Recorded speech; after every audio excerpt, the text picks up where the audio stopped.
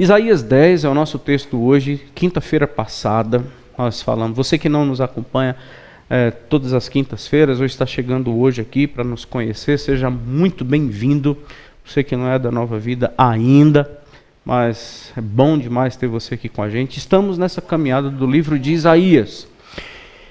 Isaías capítulo 10. Na quinta-feira passada, nós falamos sobre algumas compreensões sobre a ira de Deus. A ira de Deus, ela se manifesta, né? A ira de Deus, ela tem como resposta exatamente por causa do orgulho humano, por causa da rebeldia humana e por causa da maldade humana. Lembram? Então, orgulho, rebeldia e maldade foram as razões que observamos na quinta passada, na aula passada, cuja a ira de Deus é uma resposta natural a isso. E no capítulo 10, basicamente eu queria compartilhar com vocês, como vocês já viram aí no tema, 4 verdades que a gente não pode esquecer, que a gente não pode passar desapercebido do nosso coração e da nossa mente. São 4 verdades que ninguém poderia esquecer. E eu já falei para os irmãos, e mais uma vez eu reforço, que eu não tenho trabalhado o livro de Isaías mais no seu aspecto histórico, mas nos seus contornos históricos. Eu não tenho trabalhado nisso, e sem nenhuma alegoria e sem nenhuma infidelidade à Bíblia, eu tenho assumido esse compromisso. Eu tento retirar verdades e princípios das narrativas para aplicar nas nossas vidas hoje. Então, a minha intenção é que toda aula nós saiamos com todas essas informações, sim, mas com algo nas mãos para aplicar, para colocarmos em prática, para obedecermos, para nos ajoelharmos diante delas e permitir que o Senhor nos transforme. Ou seja, fazer com que a palavra do Senhor seja uma revelação para nós e esta revelação seja transformadora. Quando eu abro a Bíblia, quando eu me proponho a dar uma aula ou a estudar, eu sempre tenho essa intenção primária de que a palavra fale comigo e faça todo sentido a mim. E no capítulo 10 de Isaías, tenho essas 4 verdades que eu quero compartilhar com vocês. Eu não lerei o capítulo todo, gente, os 34 versículos, mas eu peço que você fique com a sua Bíblia aberta, acompanhe, porque eu citarei as verdades e os blocos de onde eu retiro essas verdades, para que você acompanhe e que você possa estudar, né, esse texto dentro desses direcionamentos que eu estou te dando e posteriormente outros mais que Deus pode falar com você. Estude, gente. A aula de hoje você pode usar durante a semana para você aprofundar mais ainda. Não deixe que fique só hoje. Pedido que eu te faço. Não fique somente hoje. Não tenha essa aula. Feche sua Bíblia e vá só para a próxima quinta agora. Mas use o que a gente está ponderando, refletindo, extraindo. Vá anotando. Use como devocionais durante a semana. Vá na intenção de estudar mais esse texto. Retiramos essas 4 verdades hoje. Você pode retirar tantas outras. Mergulhe um pouco mais e deixe o Senhor falar com você. Então vamos à aula. Então, as 4 verdades que ninguém poderia esquecer. O Senhor está falando ao seu povo. O Senhor tem a intenção de ensinar isso ao seu povo. E já sabemos que o reino, o exército da Assíria é o assunto. Já aprendemos isso em aulas anteriores, de que o reino, o exército assírio, será o instrumento de correção de Deus para o seu povo, apenas um instrumento, e ainda o assunto é esse, e todo o livro de Isaías será. Do verso 1 ao verso 4, a primeira verdade que eu compartilho com vocês é que a rebeldia, ela destrói todas as possibilidades de amparo. O Senhor ainda continua falando com o povo sobre pecado, só que aqui ele ampliará, falará de resultados e também das suas intervenções. Mas do verso 1 ao 4, perguntas chaves, como aqui no versículo 3, diz que, escuta, no dia do castigo, quando chegar o dia mesmo da tribulação, vocês vão se amparar em quê? Qual será o amparo de vocês? Vocês correrão atrás de quem? Quem vai ajudar vocês no dia do amparo? No dia da tribulação, no dia do castigo? O dia do castigo chegará. E quando esse dia chegar? Aqui os líderes, o verso 1 e 2, fala que os líderes, eles eram aqueles que possivelmente estavam com um certo amparo financeiro, possivelmente um cenário muito favorável a eles. Aqui nós estamos falando de pessoas, o Senhor nos fala de pessoas que usavam a justiça em benefício próprio, gerando injustiça para órfãos e viúvas, leis que matavam e oprimiam esse povo, certamente uma série de subornos, roubos, extorsões, obtenção indevida de valores e bens. Parece um país que a gente conhece, né? Onde a justiça está em acordo para que um grupo menor tenha muito êxito em detrimento do grupo maior. A gente não está falando do Brasil, mas o cenário é muito parecido. Não é a Lava Jato, mas são seres humanos. E certamente essas pessoas teriam, os beneficiados, teriam um colchão de segurança. Certamente essas pessoas têm um suporte, seja financeiro, casas boas, economias guardadas, por causa desse movimento ilícito. E é para esse povo que o Senhor está falando. O Senhor não está falando a ricos, o Senhor não está falando àqueles que têm uma vida econômica tranquila. O Senhor está falando por aqueles que são os opressores, aqueles que pegaram caminhos da injustiça, aqueles que entraram por veredas aonde matar o outro para se dar bem era o seu toque de vida. Para essas pessoas, o Senhor faz essa pergunta: e quando chegar o dia do castigo, qual será o amparo? Você que pegou caminhos tão contrários aos meus, onde você acha que quando o dia do castigo chegar, qual será o teu amparo? O que você conquistou? O que você tem? O que você guardou? É o teu plano que vai dar certo? Você acredita mesmo que no dia do castigo algo te livrará? Então, nesses versículos eu tiro essa primeira verdade, que ninguém deveria esquecer. Que a rebeldia, ela retira do ser humano todas as possibilidades de amparo. O desamparo, a solidão, o desespero será o final de todas as pessoas rebeldes. Aqui é um princípio, gente. A gente tem ouvido Deus sempre falando conosco. Quem sabe quase todos nós que estamos acompanhando esse estudo, já a caminhada cristã tem sido uma caminhada de advertências, de que não entre pelo caminho dos maus, não entre por um caminho diferente do meu, não entre pela vereda da injustiça. Se nós lembrarmos de Mateus 6,33, buscar em primeiro lugar o meu reino e a minha justiça, ou seja, o meu estilo de vida, optar por um estilo de vida diferente do meu, tirará de você todas as possibilidades de amparo. O teu final de vida, o Senhor diz a esse povo, vai ser como escravo. Um escravo, um prisioneiro, esperando a morte chegar. Ou seja, não há esperança. E isso é desesperador ao olharmos para este povo. O problema é que, quando nós olhamos para esse texto como objeto de estudo, parece que ele não está falando conosco. E como é que um texto desse ia falar conosco? Quando nós observarmos para dentro de nós mesmos realidades, lampejos, paquera, ou até mesmo já caminhos contrários àquele que Deus definiu, o final é o mesmo. O dia mau,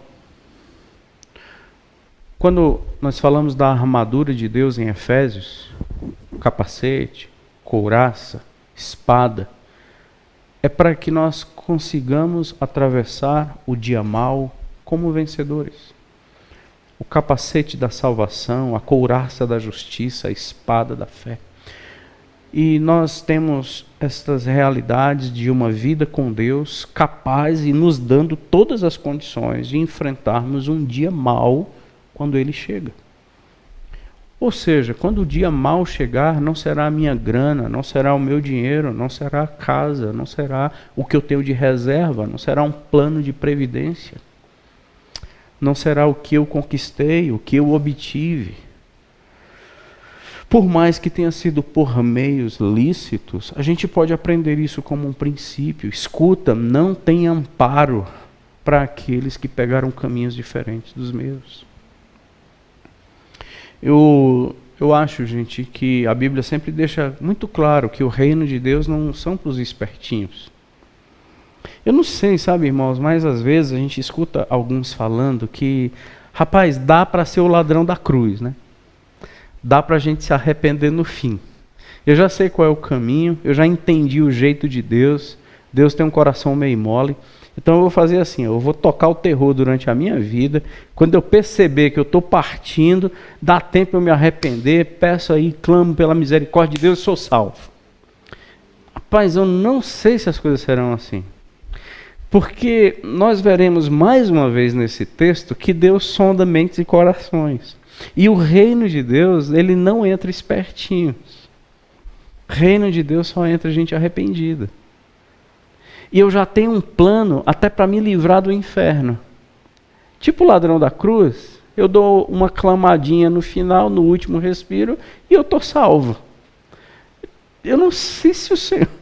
Eu tenho muita dificuldade de entender que Deus vai se submeter a esse jeitinho esperto do ser humano. Talvez o que eu consiga ver na Bíblia é ele fazendo a pergunta, mas cadê aquilo tudo que você preparou como amparo? Que aquilo te salve. Como ele fez a pergunta ao seu próprio povo, cadê os teus ídolos? Que eles agora te socorram. E isso a gente precisa jamais esquecer. Nós não podemos esquecer dessa verdade. A rebeldia retira de nós todo o amparo. Em segundo lugar, a arrogância, ela termina com destruição total.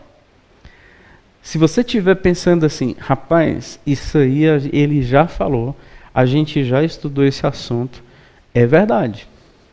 E o Senhor mais uma vez vem trazendo assuntos, lembra, nós já falamos as consequências de abandonar o Senhor, até na própria quinta passada, as consequências da ira de Deus. E o Senhor vem alertando o povo. Será se a gente também não precisa ser alertado disso? Será se recorrentemente, semana após semana, madrugada após madrugada, o Senhor não precisa, para nós, relembrarmos que nós, se falharmos um pouquinho na vigilância, na dedicação, na oração, na vida com Deus, nós somos capazes de abandonar ao Senhor pela nossa própria arrogância.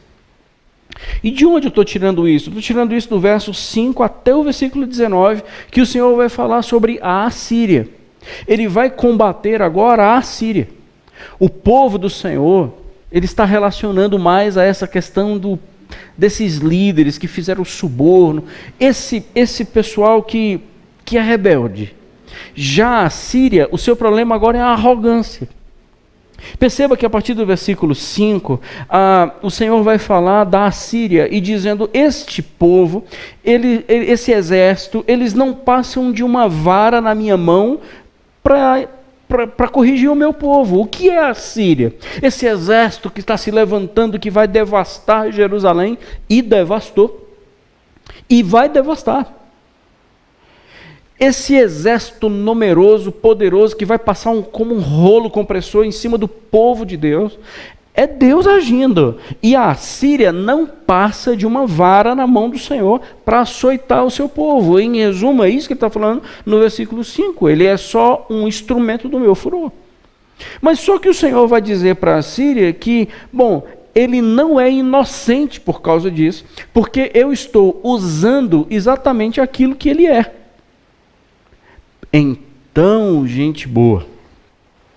Não esqueça de uma verdade: Deus não usa quem Ele aprova. Esse homem é muito usado por Deus. Sim, Satanás é usado por Deus. Então, necessariamente, pessoas que Deus usa são pessoas que Deus aprova. Nem tudo que Deus usa, Ele aprova. Ele está usando a Síria, mas Ele não aprova a Síria. E assim, Deus vai usando amigos de trabalho, Deus vai usando nossos chefes, Deus vai usando quem Ele quiser como vara de correção para nós, quando necessário. Mas só que a Assíria não nos dá somente mais informações. Eu tiro esse exemplo da Assíria para me dar um entendimento de que a arrogância, sempre vista pelo Senhor, vai terminar em destruição. Se a rebeldia termina sem nenhum amparo, a arrogância termina com total destruição, segundo a verdade. Versículo 5 diz: aqui está uma nação extremamente arrogante. Que no versículo 5 eu estou dizendo que é um instrumento nas minhas mãos. No versículo 7 o Senhor diz: o seu coração não entende dessa forma, ele não pensa assim, ele pensa que ele está agora tendo a capacidade de devastar o meu povo. Ele começa a dar o seu currículo, que eles devastaram várias nações. Versículo 8 diz que os seus príncipes são reis. Versículo 9 fala agora do seu currículo, por onde ele devastou e devastará o próximo também. E no versículo 10 diz que ele colocou abaixo todos os ídolos por onde passou, e nenhum ídolo, nenhum Deus pôde impedir a força assíria. E quando ele vai falar de Jerusalém, bom, as imagens e esculturas que nós destruímos eram muito melhores do que as imagens de Jerusalém e de Samaria. Ou seja, se os ídolos das outras nações não puderam impedir a nossa força, não será o ídolo de Jerusalém que vai nos impedir. Daqui a pouco ele vai entender que ídolo aqui tem Jerusalém. Mas aqui no versículo 12, o Senhor vai... Olha as marcas do orgulho. Olha só as marcas de uma presunção que o Senhor já sabe no coração. Versículo 7, o Senhor sabe que o coração deles entende de forma diferente. Ou seja, não esqueça de que Deus não conhece um arrogante pelo que ele fala. O Senhor conhece um arrogante pelo seu coração. Agora, como a boca fala o que está cheio o coração, o que ele fala no versículo 12? Bom, aqui no versículo 12, o coração é cheio de orgulho, porque o Senhor castigará a arrogância do coração, é desmedida, é fora de medida a altivez dos olhos, um olhar altivo, se acham extremamente superiores. Versículo 13, eles vão falar sobre o poder da minha mão, a minha sabedoria, sou inteligente, sou valente, ousado, ninguém pode contra mim. Parece os pastores de hoje. Poder da minha mão, minha sabedoria, sou inteligente e ninguém pode contra mim, parece os apóstolos e alguns bispos do dia de hoje. Vou orar e acontecer, o poder da minha mão, eu tenho a sabedoria, eu tenho a força. É bem curioso. Pois é, esse povo aqui vai terminar em destruição. E é isso que a Assíria estava falando. O que o Senhor fala agora do versículo 15 ao versículo 19, acho que o Senhor tem muito bom humor. Eu não acho que Deus é muito carrancudo. Eu acho que Deus ele é muito bem-humorado, porque o Senhor vai dizer apenas que, como um machado, ele pode se gloriar do que faz. É como se o Senhor estivesse dizendo, como o Senhor está falando, é como se um pedaço de pau estivesse se gloriando. Ele está achando assim muito engraçado, é como uma serra está dizendo: olha só o que foi que eu fiz. Então a Assíria se vangloriar é como uma serra se vangloriar do que cortou, ou um machado se vangloriar do que derrubou. Ele diz que é tão cômico como se esses instrumentos pudessem ter voz e se exaltar. E entender que eles estão acima do ser humano. E esse é o problema da Síria, pensando que está acima de Deus. Não existe Deus, eu faço, eu sou sábio, eu sou inteligente, eu tenho força, eu tenho capacidade, é a minha mão que está fazendo isso. Bom, isso é uma questão assíria, mas isso não parece com alguns de nós? Isso não parece com alguns? A independência, eu não preciso de pai e mãe, eu não preciso de irmãos, eu não preciso da igreja, eu não preciso de ninguém, eu não preciso de você, eu consigo, eu dou conta, eu sou sábio, eu sou forte, eu sou capaz, eu vou passar por cima mesmo, eu vou realizar os meus sonhos. Não parece com alguns?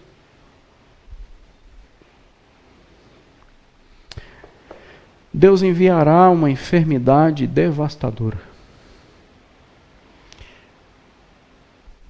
Deus enviará uma enfermidade devastadora a uma nação corrupta, a um povo soberbo. Deus enviará uma doença contagiosa e letal. Parece com o quê? Tísica é esta doença.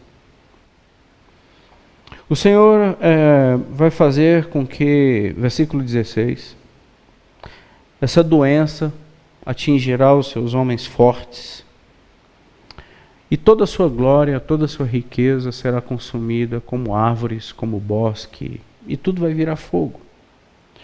Porque a luz de Israel brilhará.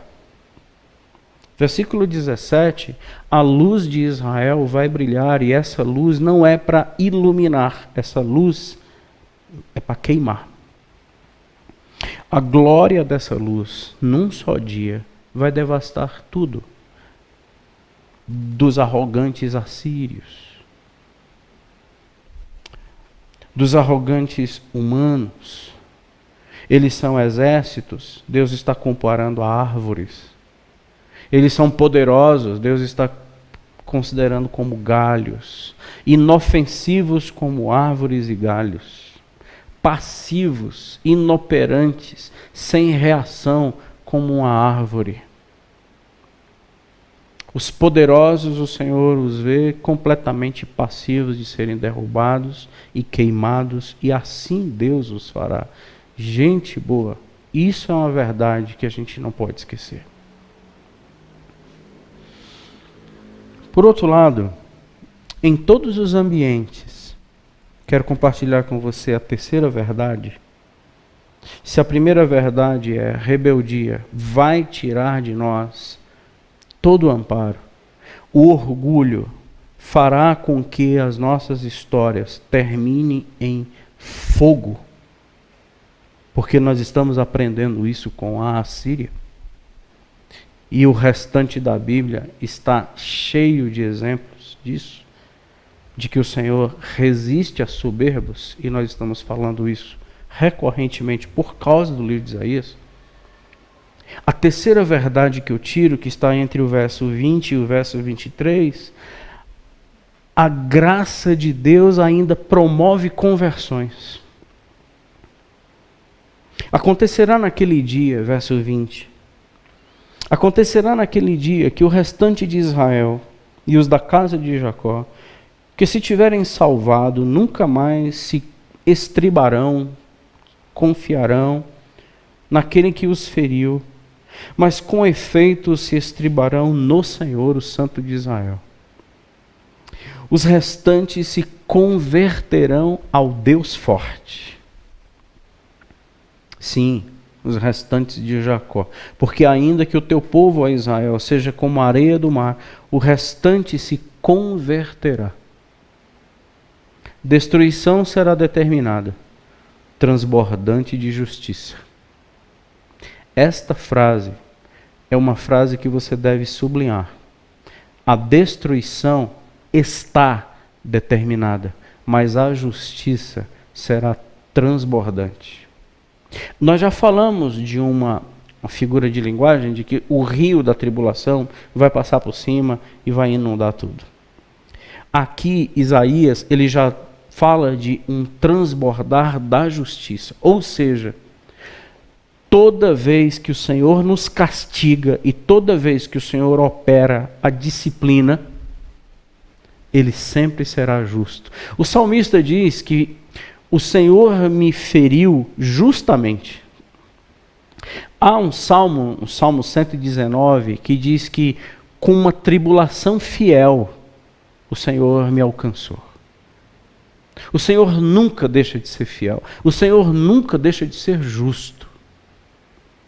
Estava conversando há alguns dias com uma pessoa e nós sempre temos um impasse.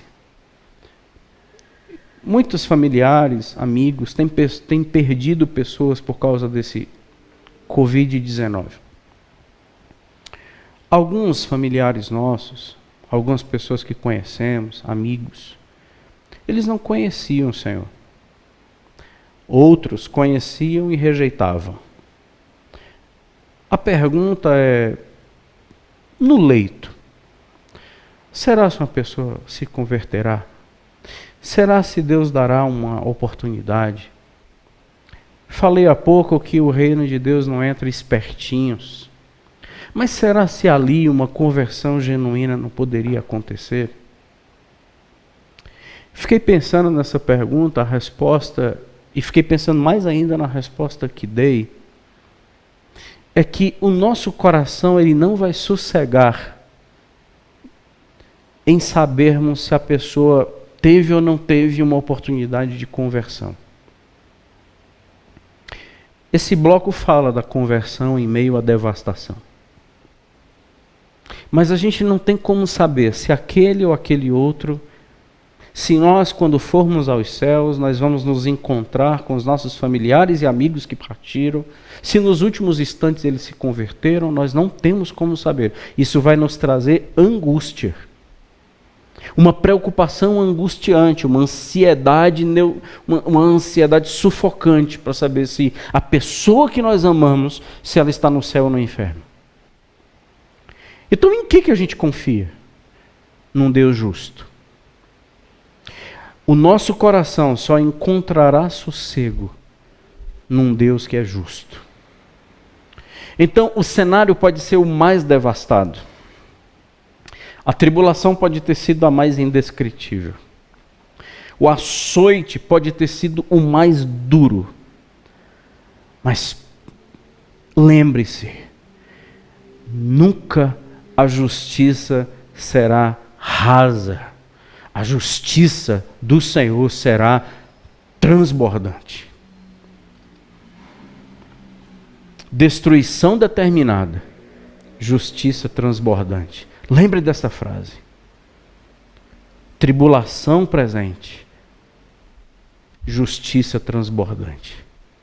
O dia mau chegou, justiça transbordante. Porque nós temos um Deus que é justo. O seu nome se chama fiel e verdadeiro. Por isso, que essa destruição já determinada, no versículo 23, ela está também promovendo um ambiente de conversões. Se converterão, se salvarão. Eu vejo uma graça do Senhor sendo manifestada num ambiente tão complicado. E veremos isso sempre no livro de Isaías. Cenário complicado, graça presente. Lembra que uma criança nos nasceu, um filho se nos deu, e ele mudou um contexto devastador que estava sendo revelado? Quero concluir esse meu terceiro ponto, gente, dizendo que Deus não está contra nós. Somos nós que estamos contra Deus. Deus não está contra nós. Deus amou o mundo de tal maneira que Ele enviou o seu Filho para redimir aqueles que nele crê. Deus não está contra a gente. O problema é o nosso coração. O problema somos nós, não é Deus. Nós não temos problemas em relação à justiça, o amor, a fidelidade, o cuidado e a bondade de Deus. Deus é que tem problema com a nossa falta de amor, com a nossa incredulidade, com a nossa infidelidade, com a nossa maldade, com a nossa arrogância, com a nossa presunção, com o nosso orgulho. É isso que fede, é isso que dá o mau cheiro nas narinas do Senhor. E a reação dele a esse cheiro não poderia ser outra, senão esse que nós estamos estudando no livro de Isaías. Amém? Se a gente perceber até mesmo, vale a pena nós lembrarmos de Jeremias 18, que aquele texto lá do vaso nas mãos do oleiro, quando o Senhor diz, bom, eu decidi quebrar uma nação, mas se essa nação se arrepender,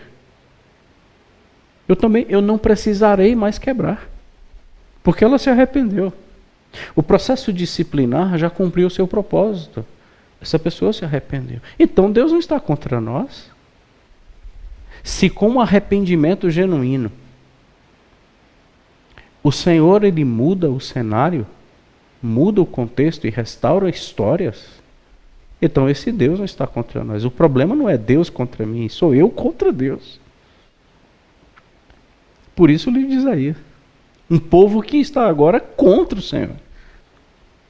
Releia os primeiros versículos de Isaías 1. Esse povo está revoltado contra mim. Eu criei filhos, engrandeci filhos, e eles estão revoltados contra mim. O meu povo está menos inteligente do que um boi e um jumento. O problema está em quem? Em Deus? Deus amanheceu com vontade de castigar? Deus amanheceu com um desejo tão grande de açoitar? Você acredita num Deus surtado assim? Que acha graça em bater em filho? Que tem prazer no açoite? Que tem prazer na morte de ímpio? Ezequiel capítulo 17 diz que Deus não se alegra com a morte de um ímpio. Pelo contrário, Ele queria que se arrependesse e vivesse. Por isso que há graça nesse texto. Por isso que em qualquer cenário de devastação que você possa estar passando, se você fizer uma análise, se eu fizer uma análise, se nós podemos fazer análise de que a nossa vida, de que a minha vida está dando tudo errado. O que eu plantei queimou. O que eu tinha erguido, o machado passou. E pôs por chão. Será se nós não podemos chegar à conclusão que em mim eu sou uma pessoa arrogante? De que existe orgulho, de que existe uma rebeldia, que nessa rebeldia eu estou me amparando de que vai dar tudo certo, apesar do Senhor estar dizendo, vai dar tudo errado, você não tem como se amparar naquilo que você projeta. Não há amparo sem mim. Esse povo vai confiar em mim. Versículo 20. Esse povo se estribará no Santo de Israel. É o Santo de Israel que é o amparo. Não é aquilo que eu construí.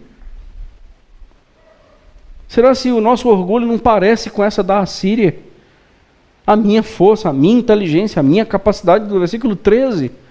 Será se o meu olhar para com as outras pessoas não é sempre um olhar altivo, sempre a pessoa que se acha melhor do que os outros, sempre a pessoa que se acha superior pelos outros, sei lá, pelo raio da razão que seja, mas sempre se considera melhor do que os outros, sempre se acha na capacidade de julgar tudo e todos? Será se a nossa arrogância não parece com essa da Assíria, que invade ambientes e mata pessoas? E será se a gente vai recusar para sempre essa graça do Senhor, dizendo, eu darei oportunidades àqueles que tiverem juízo?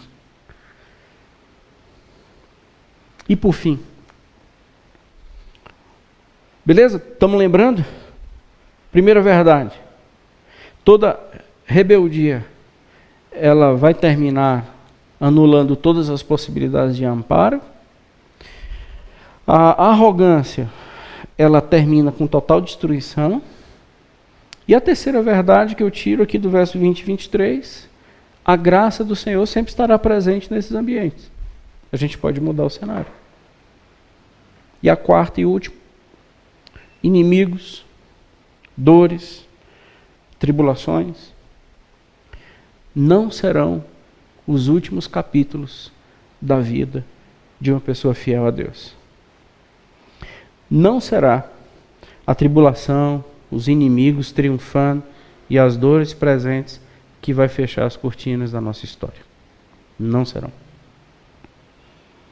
Do verso 24 até o versículo 34.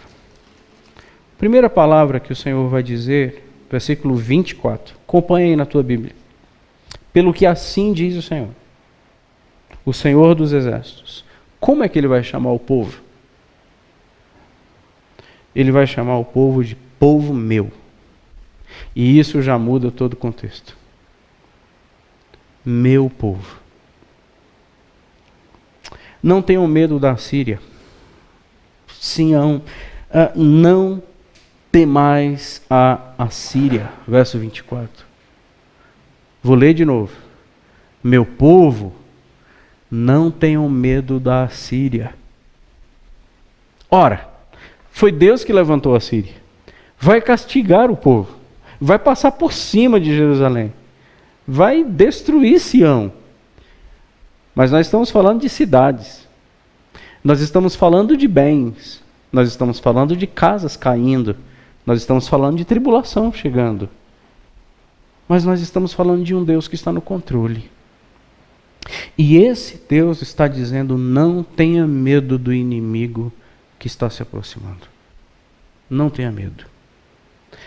Várias vezes no livro de Isaías nós veremos essa expressão: não temais, não temais, não temais. E ele vai dar a razão. A plataforma dele dizer não tenha medo é porque vocês são meu. Agora eu vou te dizer quem eu sou mais uma vez. E esse Deus agora vai dizer quem ele é. Versículo 27, eu vou mudar a sorte de vocês. Vocês terão os fardos arrancados e os jugos despedaçados. No versículo 27 diz: acontecerá que o fardo será retirado e os jugos despedaçados. Não tenha medo. Porque daqui a bem pouco, veja o versículo 25. Daqui a bem pouco tempo se cumprirá a minha indignação e a minha ira para consumir o inimigo. Depois que ele cumprir o meu propósito, ele não terá mais vida depois dele. Ele será julgado. Não tenham medo do meu instrumento de correção, porque quem conduz o instrumento de correção é a minha mão.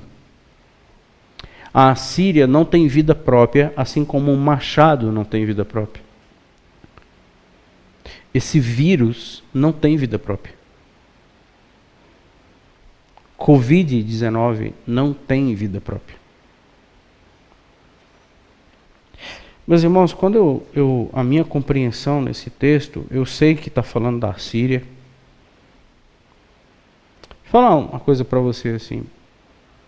Eu consigo olhar para um texto desse, eu não enxergo a Síria aqui. Eu só enxergo Deus aqui. Ou seja, quando eu leio esse texto, eu posso colocar coronavírus aqui, sem violentar o texto. Porque qual é a minha forma de entendimento? Esse texto não foi escrito para falar sobre a Síria. Esse texto foi escrito para falar do meu Deus. Esse texto não está falando da queda da Assíria. Esse texto está falando da glória do meu Senhor. Então eu posso colocar qualquer inimigo ou qualquer coisa que me faça ter medo nesse texto. E o que o Senhor tem para me dizer é: não tenha medo, porque você é meu. Meu povo, não tenha medo.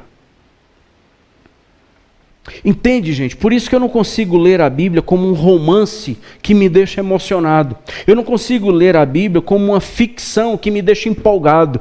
Eu não consigo ler a Bíblia como uma história que me deixa informado. Eu só consigo ler a Bíblia como verdade que me transforma e me deixa prostrado. Então eu não saio dessa escola bíblica mais informado, empolgado ou emocionado. Minha vontade é de terminar esta aula transformado e prostrado. Quando um Deus que me diz, a arrogância te deixará devastado. A rebeldia não fará com que você tenha amparo. Há graça e há um Deus que faz com que não seja o inimigo que triunfe. E eu vou até te dizer por que o inimigo não vai triunfar. Meus irmãos, ele diz que eu posso ter sossego diante do inimigo. Porque do versículo 28 até o último versículo, versículo 34, o Senhor diz que a Síria vem a Aiat, verso 28, passa por Migron, e em Micmas criou um armazém, guardou lá as suas bagagens. Verso 29, passa o desfiladeiro, aloja-se em Geba, Jarramá treme, Gibeá do Sul foge. Por quê? Porque a Síria está passando. Ergue com estrídulo a voz a filha de Galim, grito de desespero, porque a Síria está passando. Ouve, ó Laís, ó pobre Anatote. Madmena se dispersa, os moradores de Gebim fogem para salvar-se. Nesse mesmo dia a Síria parará em Nob, agitará o punho. Pronto, chegou. Interessante que Anatote, quando a Síria está em Anatote, então entenda a descrição, o que Deus está falando. Deus está falando do trajeto do inimigo. Deus está falando que conhece onde eles pararam, o que eles fizeram. Aqui existe um pessoal fugindo, aqui tem um pessoal tremendo, aqui tem um povo gritando, aqui tem um pessoal que está se desesperando por onde a Síria está passando, e a Síria está triunfando, aquele cortejo que deixa todo mundo desesperado, e o Senhor está dizendo, eu sei por onde eles passam, eu sei de onde eles vêm, eu sei que eles já devastaram Samaria, estão em viagem rumo a Jerusalém. E quando eles estão aqui em Anatote, estão a 50 minutos do centro de Jerusalém. Quando eles chegam em Nob, quando eles param em Nob, alguns estudiosos dizem que aqui é uma região que avista o Monte Sião.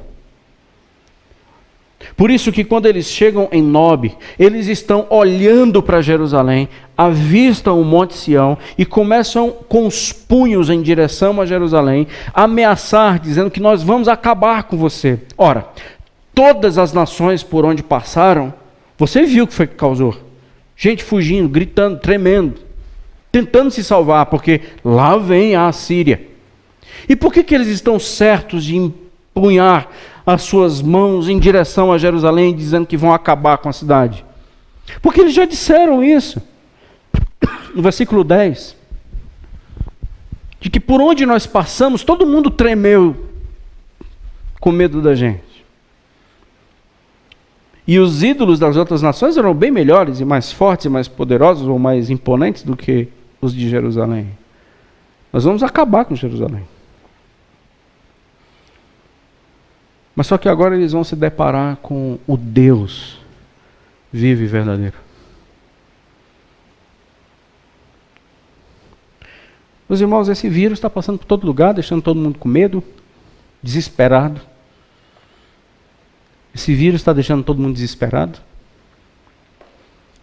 Vai deixar você? Essa situação está deixando todo mundo em pânico? Por onde está passando, está devastando?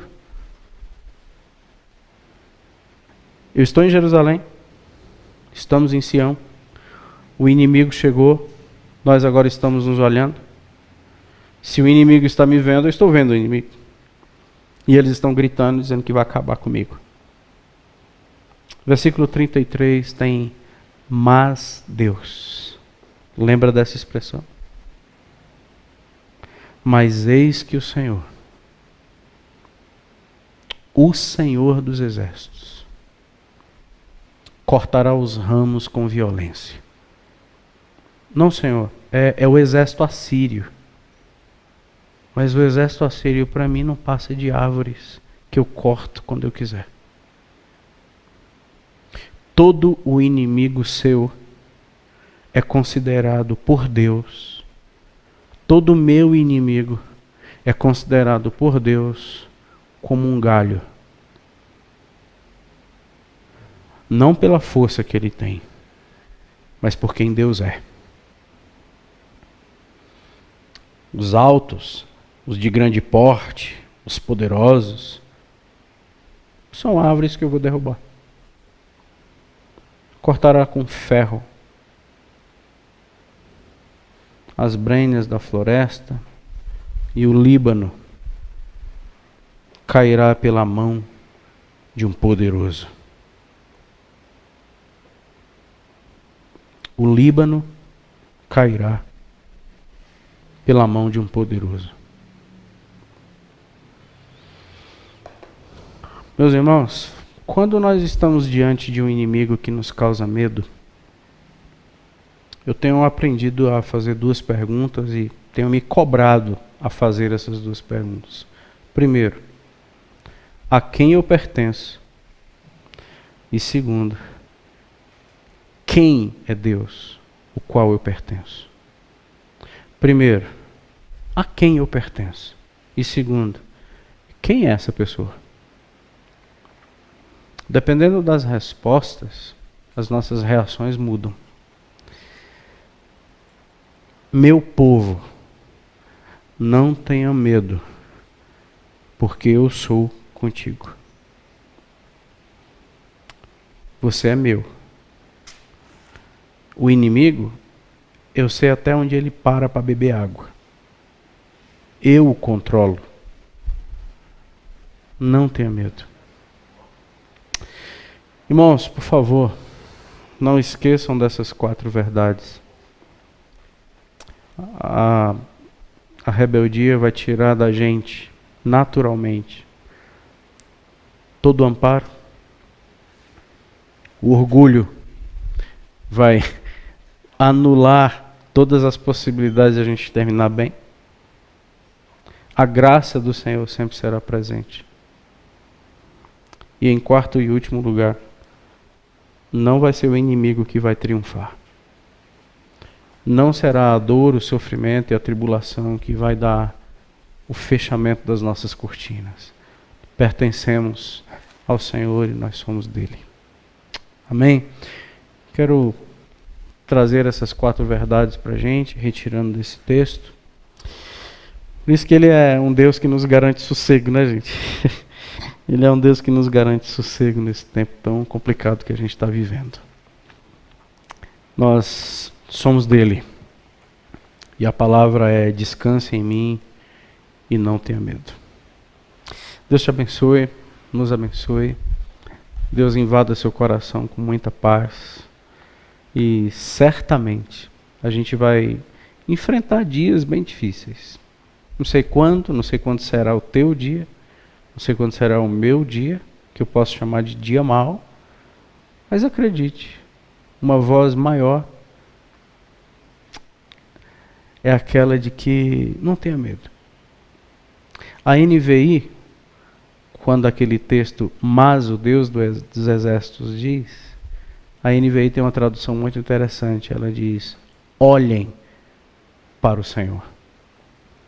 Olhem para o Senhor. Aos inimigos, chegaram diante de Nob, estão nos ameaçando. Já devastaram tantas vidas e pessoas. Mas a gente encerra essa aula. Olhe para o Senhor. Deus te abençoe. No nome de Jesus, excelente noite, bom descanso. Fica firme e paz reine na tua casa, hoje e sempre. Amém.